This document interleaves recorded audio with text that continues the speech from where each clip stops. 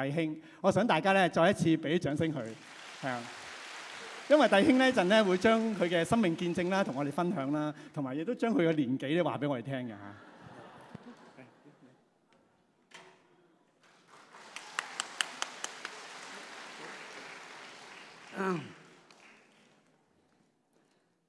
各位嘉賓、各位弟兄姊妹，早晨，大家好。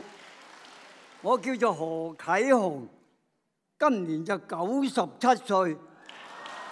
我今日能夠喺呢度同大家分享下神俾我嘅恩惠，呢個同埋帶領，真係莫大嘅福分。我記得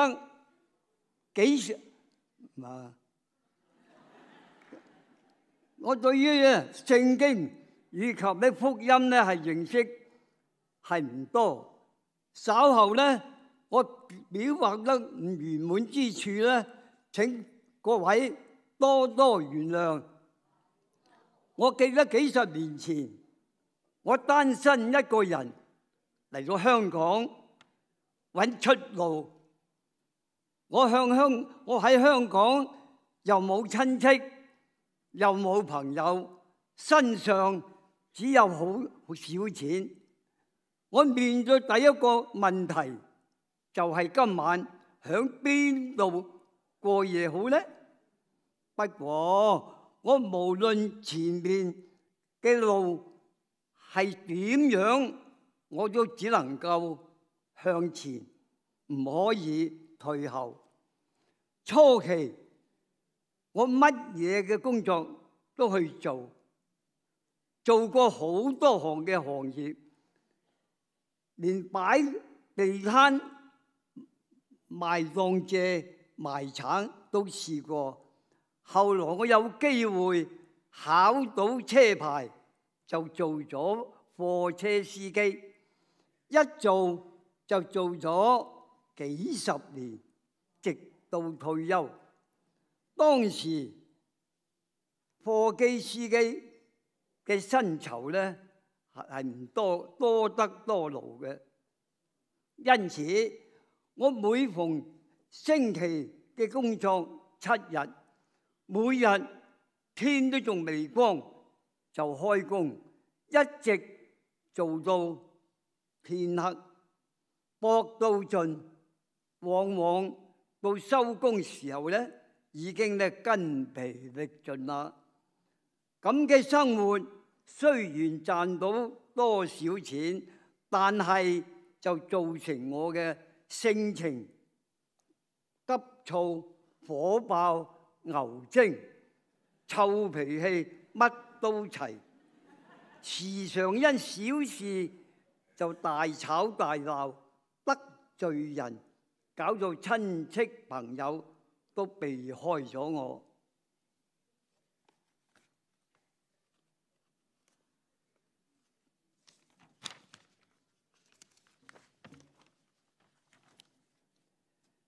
經過幾十年嘅拼搏，我都算做出一點嘅成績，擁有幾部貨車，係個小老闆，生活安定咗，我就減少工作，每個星期日都休息，享受一下嘅家庭樂。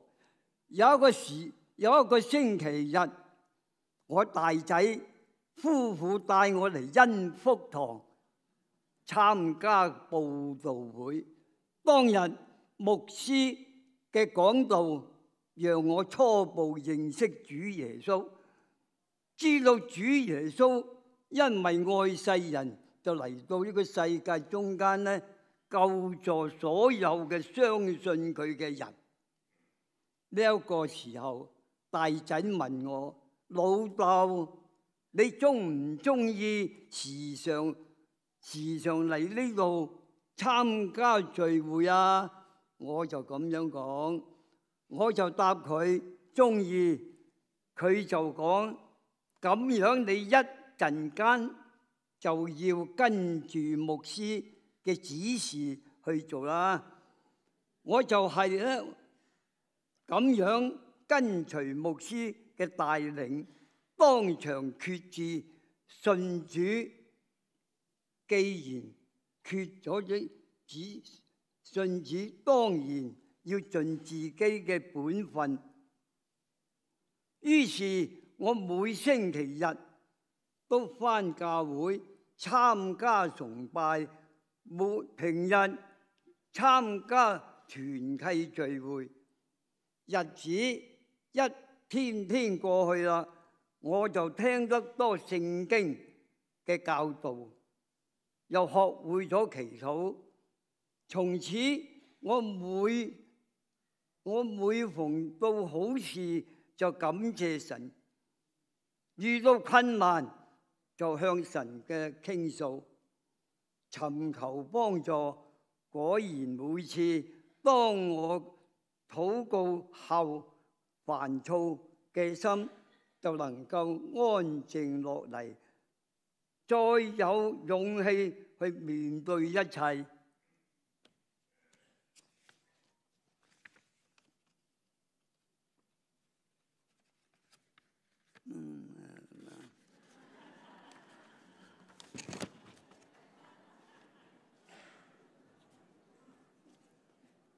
漸漸我就更領會到我以前所有嘅經歷背後都有神嘅恩典。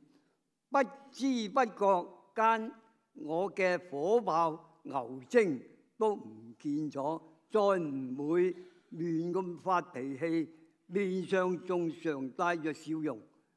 我嘅親戚朋友睇見我嘅改變，又聽到我嘅分享主耶穌嘅故事，好多人都跟我返嚟教會參加崇拜同埋聚會。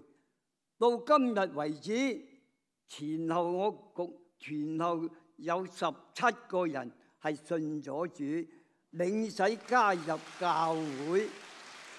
我由單身一個人嚟到香港，如今4代同堂，全家共有40人。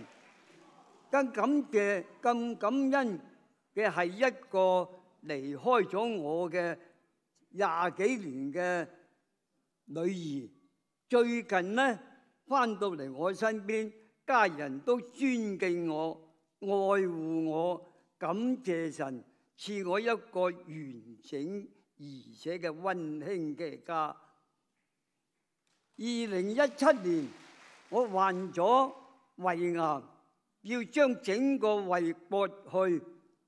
向我患病嘅期間，感謝團契嘅牧者、導師、組長、兄弟姊妹不停咁樣為我嚟祈禱，又紛紛嚟到我探望我、安慰我、鼓勵我。我真係又感謝又感恩，直到今日響團契裏邊，我呢一個無畏之人，仍然得到弟兄姊妹加倍嘅關懷以及咧同埋嘅看護。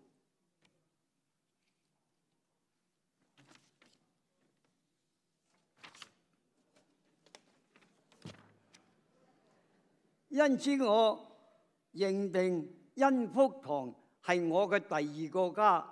最後我再一次感謝父神同埋主耶穌基督嘅恩典，又祝願我哋呢一個屬靈嘅家永遠延續下去。多謝各位。